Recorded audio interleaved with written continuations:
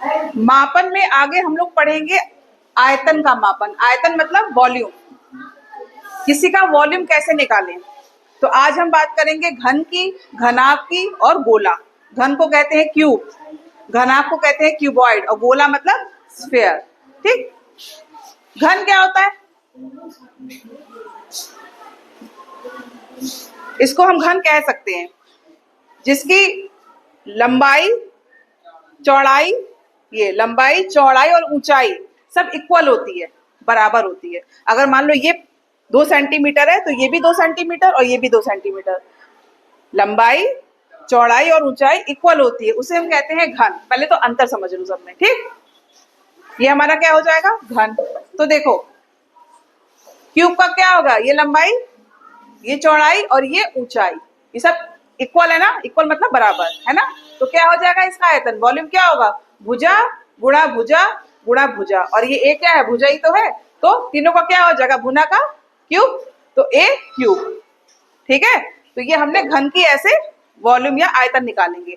अब घनाभ की बात करें, ये देखो, इसे घनाभ कह सकते हैं। लंबाई, चौड़ाई, ऊंचाई सब अलग अलग है।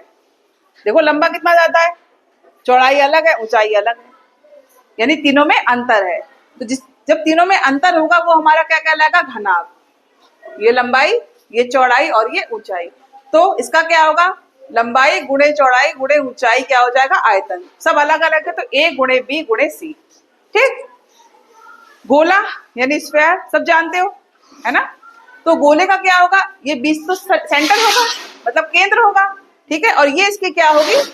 रेडियस, इसे कहते हो आप लोग त्रिज्या।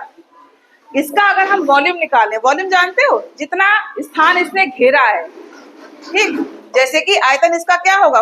4/3 यानी कि 4/3 पाई आर क्यूब, और आर क्या है यहाँ पे? त्रिज्या। अब मैं तुमसे पूछूं वॉल्यूम होता क्या है?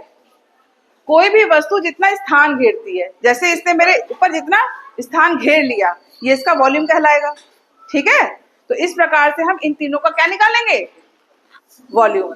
अच्छा, अगर मैं बात करूं कि द्रव का वॉल्यूम कैसे निकालें? द्रव मतलब लिक्विड। लिक्विड जानते हो, जैसे दूध हो गया, पानी हो गया, उसका वॉल्यूम कैसे निकालोगे?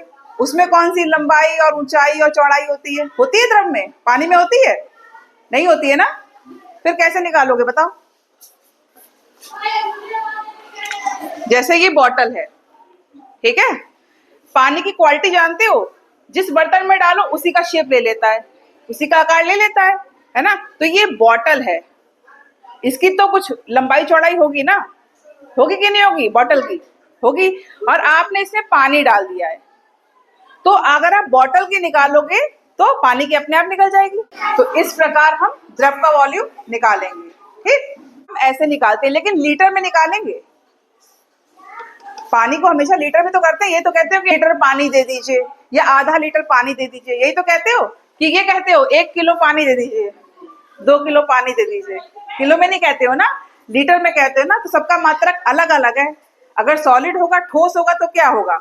किलोग्राम होगा। द्रव होगा तो क्या होगा? लीटर होगा या मिलीलीटर। समझ आ रही है बात? तो इस तरीके से हम सबका, द्रव का, ठोस का, गैस का, सबका अलग अलग निकालते हैं। इसका जो मापन है और मापन का मात्रक जो है सब अलग अलग होगा।